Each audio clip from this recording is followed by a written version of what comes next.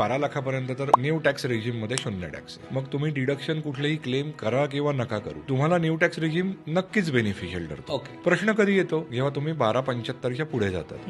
Let's take an example, 13 lakh रुपये आहे. मी अशा कुठल्या इन्व्हेस्टमेंट्स केल्या तर माझं टॅक्स सेव्हिंग होऊ शकतं हे मला बघायचंय. मग त्यामध्ये तुमचं हाऊसिंग लोनचं इंटरेस्ट येतं, त्यानंतर तुमचे एटीसीचे डिडक्शन्स येतात 1.5 लाखापर्यंतचे, हाऊसिंग लोनचं इंटरेस्ट 2 लाखापर्यंतचं, त्यानंतर एटीडीडी याला आपण मेडिक्लेम इन्शुरन्स प्रीमियम म्हणतो, स्वतःचा फॅमिलीचा, त्याचं डिडक्शन्स येतं. आणि नॅशनल पेन्शन स्कीम असेल, जे कॉन्ट्रीब्युशन एम्प्लॉयरचं कॉन्ट्रीब्युशन प्लस एम्प्लॉईचं कॉन्ट्रीब्युशन याचं डिडक्शन्स आपण घेऊ शकतो. आपण जर एज्युकेशन लोन घेतलं असेल तर त्या एज्युकेशन लोनवरचं इंटरेस्ट आपल्याला डिडक्शन म्हणून क्लेम करता येतं. आणि हे सगळं डिडक्शन क्लेम केल्यानंतर जी रक्कम हातात राहते किंवा ज्याला आपण म्हणूया नेट टॅक्सेबल इन्कम, ही नेट टॅक्सेबल इन्कम कम्पेअर केली जाते टॅक्स रेट अप्लाय करण्यासाठी. मग मला न्यू टॅक्स रेजिम नुसार जे स्लॅब्स आहेत त्यामध्ये बेनिफिट होतोय का ओल्ड टॅक्स रेजिम नुसार ज्या स्लॅब्स नुसार बेनिफिट मिळतोय हे कम्पेअर करून मग आपण ठरवू शकतो कुठला आपण रेजिम घेऊ शकतो.